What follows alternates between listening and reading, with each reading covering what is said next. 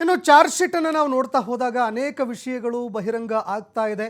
ಅದರಲ್ಲೂ ಏನೆಲ್ಲ ಸಾಕ್ಷ್ಯಾಧಾರಗಳಿತ್ತು, ಈ ಟೆಕ್ನಿಕಲ್ ಎವಿಡೆನ್ಸ್ ಅಂತ ನಾವೇನು ಹೇಳ್ತೀವಿ, ಮೆಸೇಜ್ ಮಾಡಿರುವಂಥದ್ದಾಗಿರಬಹುದು, ಫೋಟೋಗಳನ್ನು ತಕ್ಕೊಂಡಿರುವಂಥದ್ದು, ಅಂದರೆ ಆತನ ಮೇಲೆ ಹಲ್ಲೆ ಮಾಡಬೇಕಾದ್ರೆ ತೆಗೆದುಕೊಂಡಿರುವಂತಹ ಫೋಟೋ ಏನಿತ್ತು ಅದೆಲ್ಲ ಕೂಡ ಅಳಿಸಾಕುವಂತಹ ಕೆಲಸವನ್ನು ಇಲ್ಲಿ ಆರೋಪಿಗಳು ಮಾಡ್ತಾರೆ. ಪೊಲೀಸ್ ಅಧಿಕಾರಿಗಳ ಒಂದು ತನಿಖೆ ಏನಿದೆ ಆ ತನಿಖೆಗೆ ನಾವು ನಿಜವಾಗ್ಲೂ ಕೂಡ ಹ್ಯಾಟ್ಸ್ ಆಫ್ ಹೇಳಬೇಕಾಗತ್ತೆ. ಯಾಕಂದರೆ ಒಬ್ಬ ಪ್ರತಿಷ್ಠಿತ ವ್ಯಕ್ತಿ ಇದ್ದರೂ ಕೂಡ ಈ ಪ್ರಕರಣದಲ್ಲಿ ಪೊಲೀಸ್ ಅಧಿಕಾರಿಗಳು ಎಲ್ಲೂ ಕೂಡ ಕಾಂಪ್ರಮೈಸ್ ಆಗಲಿಲ್ಲ. ಜೈಲಾಧಿಕಾರಿಗಳೇನೋ ಮಾಡಿದ್ರು, ಅದನ್ನು ನಾವು ಕೂಡ ಒಪ್ಕೊಳ್ಬಹುದು.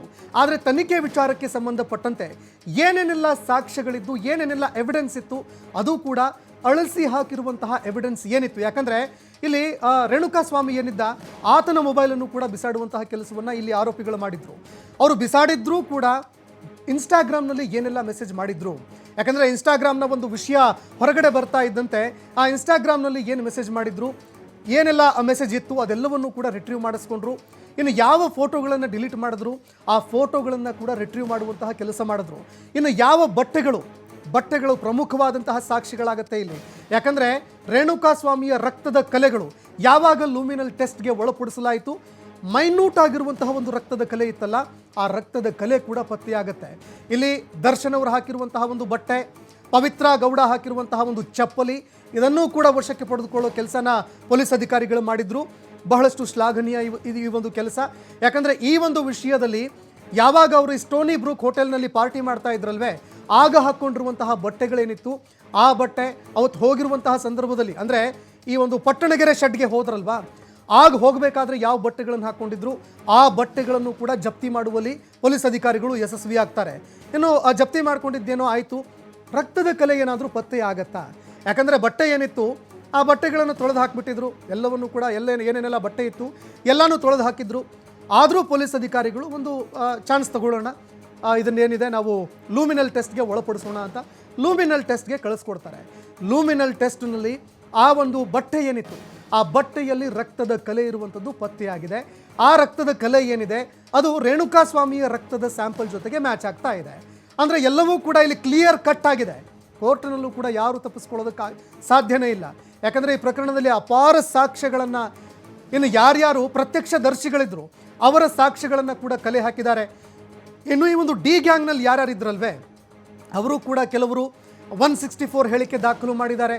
CRPC ಅಡಿಯಲ್ಲಿ ಬರುವಂತಹ ಒಂದು ಹೇಳಿಕೆ ಏನಿದೆ ಆ ಹೇಳಿಕೆ ಕೂಡ ದಾಖಲು ಮಾಡ್ಕೊಂಡಿದ್ದಾರೆ. ಹೀಗಾಗಿ ಹೇಳಿಕೆಯಿಂದ ಈಗ ಅವರೇನು ಕೊಟ್ಟಿದ್ದಾರೆ ಸ್ಟೇಟ್ಮೆಂಟು, ಆ ಸ್ಟೇಟ್ಮೆಂಟಿಂದ ಕೂಡ ಅವರು ಕೂಡ ತಪ್ಪಿಸ್ಕೊಳ್ಳೋದಕ್ಕಾಗಲ್ಲ. ಇದೇ ಕಾರಣಕ್ಕಾಗಿ ಪೊಲೀಸರ ಒಂದು ತನಿಖೆ ಇದೆಯಲ್ಲ, ಈ ತನಿಖೆಯನ್ನು ನಾವು ಕೂಡ ಶ್ಲಾಘನೆ ಮಾಡ್ತಾ ಇದ್ದೀವಿ. ಯಾಕಂದರೆ ಈ ಪ್ರಕರಣಕ್ಕೆ ಸಂಬಂಧಪಟ್ಟಂತೆ ಯಾವಾಗ ದರ್ಶನ್ ಅವರು ಅರೆಸ್ಟ್ ಆದರೂ ಆಗಲೇ ಪ್ರಕರಣದ ದಿಕ್ಕು ತಪ್ಪುತ್ತೆ. ತನಿಖೆ ಆಗ್ತಾ ಇದೆಯಲ್ವೇ, ತನಿಖೆಯಲ್ಲಿ ಎಲ್ಲವೂ ಕೂಡ ದಿಕ್ಕು ತಪ್ಪುತ್ತೆ ಅನ್ನುವಂತಹ ಮಾತುಗಳು ಕೇಳಿಬರ್ತಾ ಇತ್ತು. ಆದರೆ ಪೊಲೀಸ್ ಅಧಿಕಾರಿಗಳು, ತನಿಖೆ ಮಾಡ್ತಾ ಇದ್ದಂತಹ ತನಿಖಾಧಿಕಾರಿಗಳು ಯಾರು ಕೂಡ ಇದರಲ್ಲಿ ಕಾಂಪ್ರಮೈಸ್ ಆಗಲೇ ಇಲ್ಲ. ಇನ್ನು ಈ ಪ್ರಕರಣಕ್ಕೆ ಸಂಬಂಧಪಟ್ಟಂತೆ ಎಳೆಯಾಗಿ ಮಾಹಿತಿಯನ್ನು ತೆಗೆದುಕೊಳ್ತಾ ಹೋಗ್ತಾರೆ. ಒಂದೊಂದು ಮಾಹಿತಿಗಳನ್ನು ಕಲೆ ಹಾಕಿದಾಗ ಏನಾಗುತ್ತೆ, ಇವರೆಲ್ಲರೂ ಕೊಲೆ ಮಾಡೋದಕ್ಕಿಂತ ಮುಂಚೆನೂ ಪಾರ್ಟಿ ಮಾಡಿದ್ರು, ಕೊಲೆ ಮಾಡಿದ ಮೇಲೆ ಏನೋ ಡೆಡ್ ಬಾಡಿಯನ್ನು ಬಿಸಾಕಿದ್ರು, ಮೃತದೇಹವನ್ನು ಬಿಸಾಡಿದ್ರು, ಆಗಲೂ ಕೂಡ ನಾರ್ಮಲ್ ಆಗಿ ಆರಾಮಾಗಿ ಪಾರ್ಟಿ ಮಾಡ್ಕೊಂಡು ತಿನ್ಕೊಂಡು ಉಣ್ಕೊಂಡು ಮೋಜು ಮಾಡ್ತಾ ಇದ್ರು, ಆರಾಮಾಗಿ ಟೆನ್ಷನ್ ಇಲ್ಲದೆ ತಿರುಗಾಡ್ತಾ ಇದ್ರು ಅನ್ನುವಂಥದ್ದು ಕೂಡ ಗೊತ್ತಾಗುತ್ತೆ.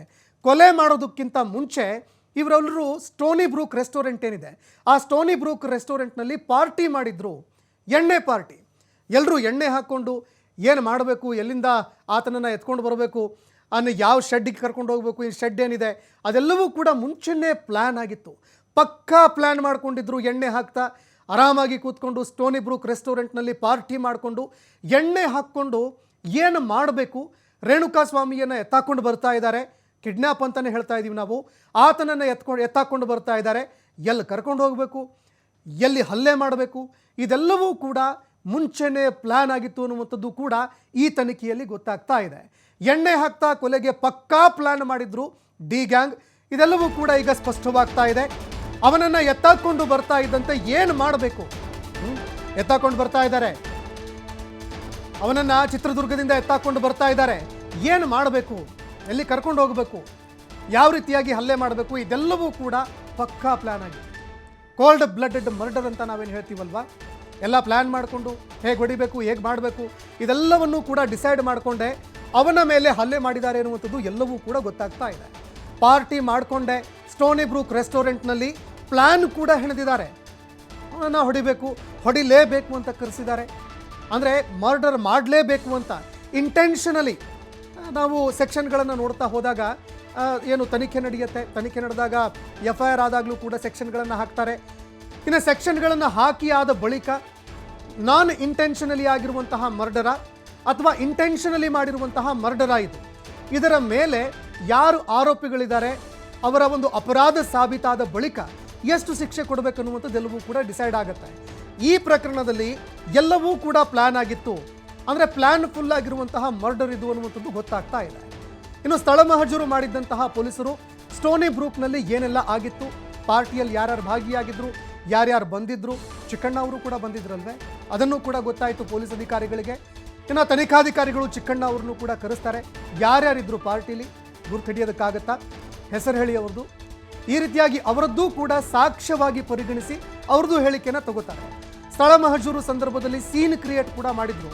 ಯಾರ್ಯಾರು ಏನೇನು ಕುಡಿತಾ ಇದ್ರು, ಯಾರ್ಯಾರು ಏನೇನು ಮೋಜ್ ಮಾಡ್ತಾ ಇದ್ರು, ಏನೇನಪ್ಪ ಮಾಡ್ತಾ ಇದ್ರಿ ನೀವು ಎಲ್ಲ ಹೇಳಿ ನನಗೆ ಅಂತ.